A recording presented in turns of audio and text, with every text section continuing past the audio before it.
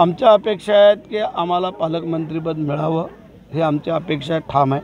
त्यामध्ये कुठेही तसबोर आम्ही पाठीमागे नाही. राहिला आहे प्रश्न जो आराखडा आणि हे तयार करायचं, हे काय फार वेळ लागणार नाही. जर एकदा डिक्लेअर झालं का ते आम्ही लगेच करू.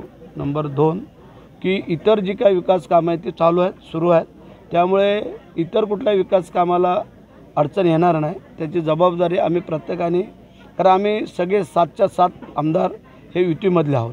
त्याच्यामुळे तशी काही अडचण नाही आहे, येणार पण नाही आणि कामही थांबणार नाहीत. राष्ट्रवादी पालकमंत्रीपदासाठी अजूनही इच्छुक असल्याचं दिसतंय. ज्या पद्धतीनं तुमचं नाव एका बाजूला पुढे येत आहे, मात्र सुनील तटकरे यांना केंद्रामध्ये जर केंद्रीय मंत्रिपद मिळालं तर पालकमंत्रीपदासाठी तुमचा मार्ग मोकळा होईल का? चर्चा आहेत, नेमकं काय ते आता त्यांच्या पक्षाचा तो प्रश्न आहे.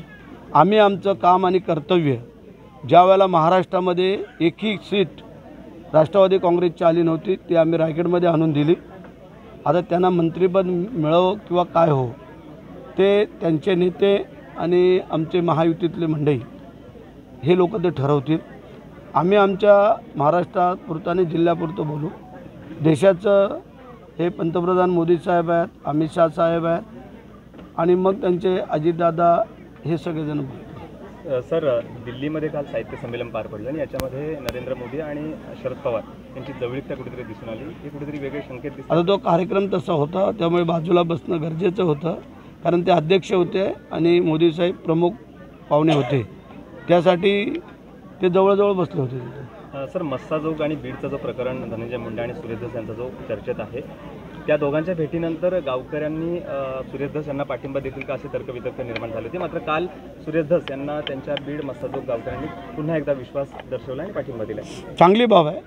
जो काय धसने जो काय प्रश्न तडीस नेण्याचं ठरवलेला आहे तो तडीस न्यावा, ह्यासाठी तिथल्या ग्रामस्थांनी त्यांना पाठिंबा दिला. सर, गणेश मूर्तिकारांचा काल प्रश्न चर्चेत आला आहे. POP गणेश मूर्तींना कोर्टानं बंदी घातली आणि त्याच्यानंतर राज्यातल्या गणेश मूर्तिकारांची काल पेनमध्ये सभा पार पडली आणि याच्यामध्ये कोर्टाने दिलेल्या आदेशाला त्यांच्याकडनं कुठेतरी त्यांची नाराजगी दिसून आली. काय सांगाल? बरोबर आहे, कारण ते मूर्तिकार गेल्या अनेक वर्षापासून मूर्त्या बनवत आहेत आणि त्यांना कल्पना आहे कुठल्या मातीपासून कुठल्या धातूपासून कसं काय बनवायचं.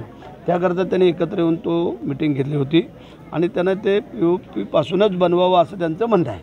आता कोर्टाने जे काही निर्बंध घातला त्याच्यावरती शासन काय करते ते आपण ठरवू. टाइम्स डिजिटलला लाईक करा, शेअर करा, सबस्क्राईब करा आणि बेल आयकॉन दाबायला विसरू नका. Times digital.